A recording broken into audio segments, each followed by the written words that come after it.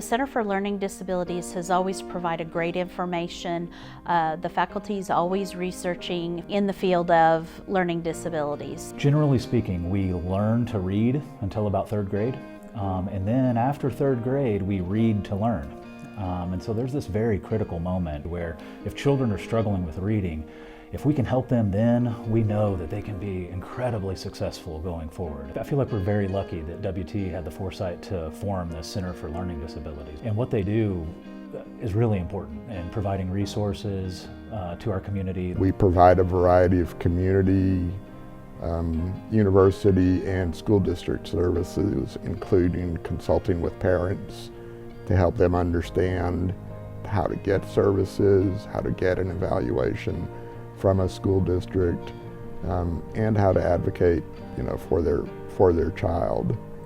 One of the things that the center does is host during the school year a monthly community meeting geared toward parents and guardians. The Monday night community workshop, so it's during the school year, first Monday of the month, they meet. They can have something about ADD, ADHD. Last month it was about math, the struggles that students have with math.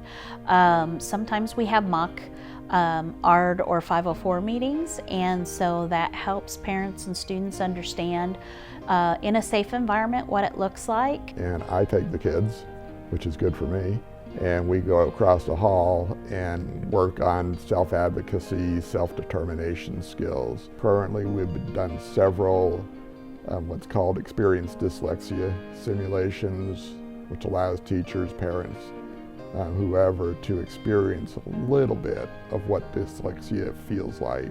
I do a lot of simulations for dyslexia. Usually when they need some helpers, I help out, and we have certain activities that simulate dyslexia. The Center for Learning Disabilities is one of the most important resources to be able to help parents and children understand the diagnosis and work through it. And it's run by passionate people who really want to be able to help parents, families, and children. I work with parents whose kids have dyslexia. We do support groups about once a week where we sit down with the parents. We talk about how life is going, kind of accepting the diagnosis and moving forward with it, and being able to discuss how parents feel in a safe environment about the diagnosis. Support groups are available online where parents are able to talk with each other, share their victories, and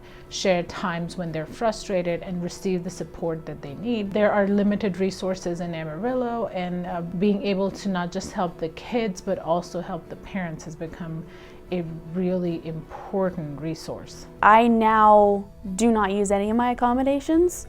In elementary school I had lists of accommodations and how to succeed, and now I don't have to use any of them, and I can succeed on my own, and but if I do struggle, I know who to go to. To me, the value is it's a resource for parents, for professionals, for kids to build their understanding of various learning disabilities, to build their understanding of kids in general, and to recognize that all kids, have strengths, have interests, and are of value to us as a community and have something to contribute, and aren't to be pitied, aren't to be felt sorry for because they have dyslexia or some other learning disability, but to recognize that those differences are part of who they are.